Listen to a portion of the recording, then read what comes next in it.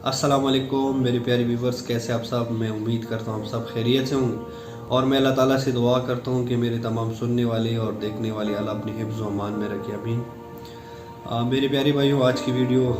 इंतहाई इम्पोर्टेंट है और आज मैं बहुत खुश हूँ और अल्लाह का लाख लाख शुक्रगुज़ार हूँ कि इस चैनल के ज़रिए और जो मैंने एक चैरिटी स्टार्ट की है, काज़मी चैरिटी एंड फाउंडेशन के ज़रिए, अल्हम्दुलिल्लाह अल्लाह का लाख लाख शुक्र है। आज एक और बंदे ने इस चैरिटी में मुझे पैसे भेजे हैं और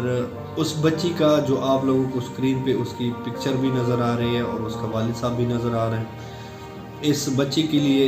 ये इस भाई ने मुझे 25,000 रुपये दिए कि इस बच्ची को मेरी तरफ से ये डोनेशन कर दें और उस भाई ने अपना नाम हिडन किया हुआ है कि मेरा नाम इसमें ना आए और मैं ये जो कुछ कर रहा हूँ ये अल्लाह की रज़ा के लिए कर रहा हूँ। तो मैं अल्लाह ताला से दुआ करता हूँ कि या रब्बिल ज़ुल जलाल आपको आपके हबीब और आपके हबीब की औल का वास्ता है। इस भाई ने जो 25,000 रुपये डोनेशन की है, इसकी जितनी भी घर में मुश्किलात है मौला